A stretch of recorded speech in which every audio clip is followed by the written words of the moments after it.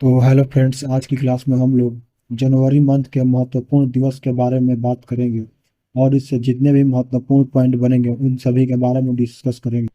चलिए सबसे पहले स्टार्ट करते हैं। सबसे पहला है 1 जनवरी यानी कि 1 जनवरी। 1 जनवरी को वैश्विक परिवार दिवस मनाते हैं और इस दिन का उद्देश्य दुनिया भर में शांति और एकता को बढ़ावा देना है और इसे विश्व शांति दिवस के रूप में भी मनाते हैं। तो 1 जनवरी को वैश्विक परिवार दिवस और विश्व शांति दिवस दोनों मनाए जाते हैं। तो यह हमारे एग्जाम की दृष्टि से मोस्ट इम्पोर्टेंट है कि विश्व शांति दिवस कब मनाते हैं?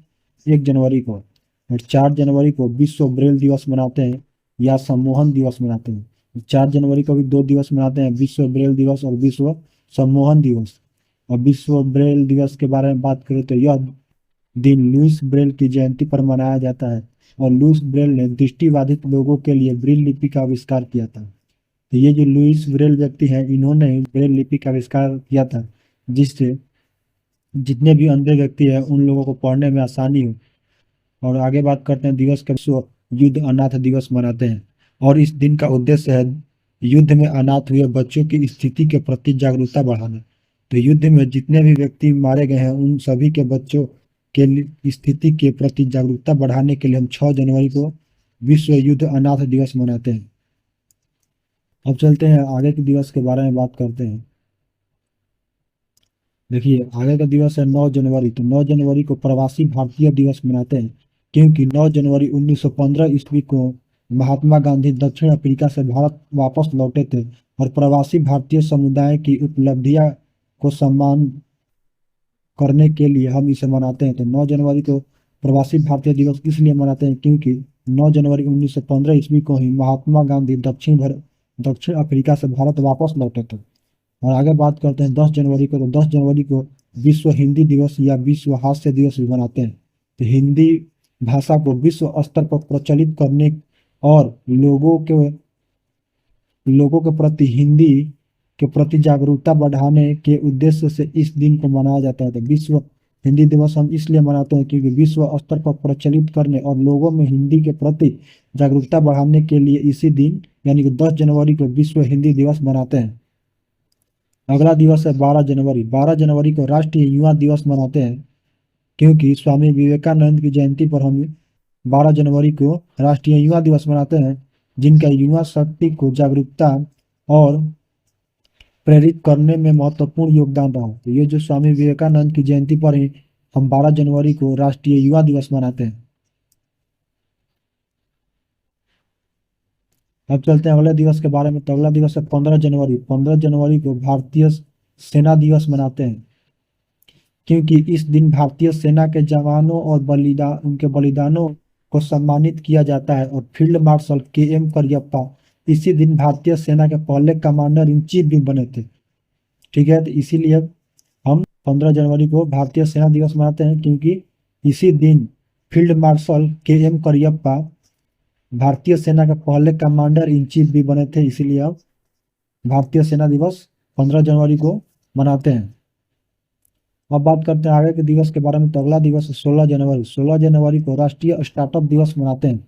और बात करते हैं राष्ट्रीय स्टार्टअप दिवस के बारे में। तो स्टार्टअप इंडिया योजना क्या है, इसके बारे में जान लेते हैं कि स्टार्टअप इंडिया योजना एक महत्वपूर्ण सरकारी योजना है। ये जो स्टार्टअप इंडिया योजना है यह एक सरकारी योजना है और जिसे 16 जनवरी 2016 ईस्वी को वित्त प्रदान करके भारत में स्टार्टअप को बढ़ावा देना और समर्थन करने के उद्देश्य से शुरू किया गया था और इसका उद्घाटन पूर्व वित्त मंत्री अरुण जेटली ने किया था।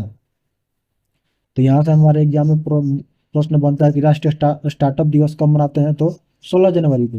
अब आगे बात करते हैं 23 जनवरी को। 23 जनवरी को नेताजी सुभाष चंद्र बोस की जयंती पर हम पराक्रम दिवस मनाते हैं क्योंकि इसी दिन नेताजी सुभाष चंद्र बोस का जन्म हुआ था और वे भारतीय स्वतंत्रता संग्राम के महान क्रांतिकारी नेता भी थे। तो हम इन्हीं की याद में 23 जनवरी को पराक्रम दिवस मनाते हैं। नेताजी सुभाष चंद्र बोस की जयंती पर ही पराक्रम दिवस मनाते हैं। कब? तो 23 जनवरी को। अब चलते हैं आगे के दिवस के बारे में बात करते हैं। तो अगला दिवस है 24 जनवरी।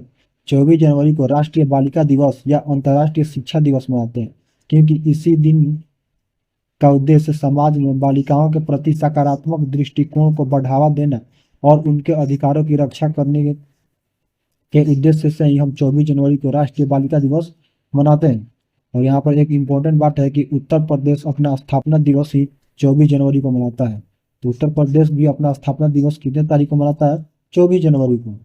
और अगला दिवस के बारे में बात करते हैं 25 जनवरी के बारे में। तो 25 जनवरी को राष्ट्रीय मतदाता दिवस या भारतीय पर्यटन दिवस भी मनाते हैं। 25 जनवरी को दो दिवस मोस्ट इम्पोर्टेंट है, राष्ट्रीय मतदाता दिवस और भारतीय पर्यटन दिवस।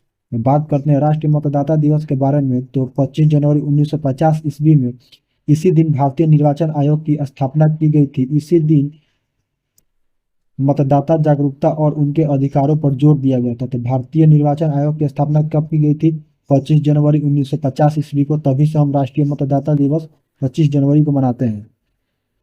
अब अगला दिवस के बारे में बात करते हैं 26 जनवरी। 26 जनवरी को ये तो आपको पता होगा कि गणतंत्र दिवस मनाते हैं, और एक और दिवस मनाते हैं अंतर्राष्ट्रीय सीमा शुल्क दिवस। तो 26 जनवरी को दो दिवस मनाते हैं, गणतंत्र दिवस और अंतर्राष्ट्रीय सीमा शुल्क दिवस। गणतंत्र दिवस के बारे में बात करें तो 1950 ईस्वी में इसी दिन भारत का संविधान लागू हुआ था, और यह भारत के लोकतांत्रिक स्वरूप को मानने का एक प्रमुख दिवस भी है। आपको पता होगा कि 26 जनवरी 1950 ईस्वी को ही हमारा जो संविधान बनकर तैयार हुआ था 26 नवंबर 1949 ईस्वी को, और 26 जनवरी 1950 ईस्वी को इसे पूरे भारत में लागू कर दिया गया था। तभी से हम 26 जनवरी को गणतंत्रता दिवस भी मनाते हैं। और उसी दिन एक और दिवस मनाते हैं, अंतर्राष्ट्रीय सीमा शुल्क दिवस। अब चलते हैं और कुछ। अब बस लास्ट हो गए 27 जनवरी को स्मृति दिवस या अंतर्राष्ट्रीय प्रलय स्मरण दिवस मनाते हैं। 27 जनवरी को भी दो दिवस मनाते हैं, स्मृति दिवस या अंतर्राष्ट्रीय प्रलय स्मरण दिवस। बात करते हैं इस अंतर्राष्ट्रीय प्रलय स्मरण दिवस के बारे में। तो 27 जनवरी 1945 ईस्वी को सोवियत सैनिकों द्वारा ऑस्ट्रिच और बिरकेनाउ के नाजी एकाग्रता और निर्वासन शिविर की मुक्ति की वर्षगांठ का प्रतीक है। और इसी वक्त 1 लाख से अधिक पुरुष, महिलाएं और बच्चे मारे गए थे। इन्हीं की याद में हम 27 जनवरी को अंतर्राष्ट्रीय प्रलय स्मरण दिवस भी मनाते हैं। तो और स्मृति दिवस भी 27 जनवरी को मनाते हैं। ये हमारे एग्जाम की दृष्टि से इम्पोर्टेंट है कि स्मृति दिवस कब मनाते हैं? तो 27 जनवरी को। अब बात करते हैं 28 जनवरी के बारे में। 28 जनवरी को लाला लाजपत राय की जयंती और डेटा गोपनीयता दिवस भी मनाते हैं। तो 28 जनवरी को भी दो दिवस मनाते हैं, लाला लाजपत राय की जयंती और डेटा गोपनीयता दिवस। बात करते हैं लाला लाजपत राय की जयंती के बारे में। तो भारतीय राष्ट्रवादी आंदोलन के दिग्गज नेता लाला लाजपत राय की जयंती हम 28 जनवरी को मनाई जाती है, और वे 3 लाल, बाल और पाल त्रिमूर्तियों में से एक थे। तो इन तीनों लोगों को, लाल, बाल, पाल को एक साथ हम त्रिमूर्ति के नाम से भी जानते हैं, जिसमें लाल का मतलब है लाला लाजपत राय, और बाल का मतलब बाल गंगाधर तिलक, और पाल का मतलब है बिपिन चंद्र पाल। और तीनों लोगों को एक साथ में क्या बोलते हैं? त्रिमूर्ति। इसी में लाला लाजपत राय की जयंती पर ही हम 28 जनवरी को लाला लाजपत राय की जयंती भी मनाते हैं। और इसी दिन एक और दिवस मनाते हैं, डेटा गोपनीयता दिवस। और बात करते हैं 30 जनवरी के बारे में। तो 30 जनवरी को शहीद दिवस या विश्व कुष्ठ उन्मूलन दिवस या सर्वोदय दिवस मनाते हैं। तो 30 जनवरी मोस्ट हमारे एग्जाम की दृष्टि से इम्पोर्टेंट है। शहीद दिवस, विश्व कुष्ठ उन्मूलन दिवस और सर्वोदय दिवस, ये तीनों हमारे एग्जाम की दृष्टि से इम्पोर्टेंट है। बात करते हैं शहीद दिवस के बारे में। तो महात्मा गांधी की पुण्य तिथि पर 30 जनवरी को शहीद दिवस मनाते हैं, और इसी दिन उनके और अन्य स्वतंत्रता संग्राम सेनानियों के बलिदान को याद किया जाता है। इसीलिए हम 30 जनवरी को शहीद दिवस या सर्वोदय दिवस मनाते हैं। अब एक बार और हम देख लेते हैं जनवरी मंथ के जितने भी इम्पोर्टेंट है।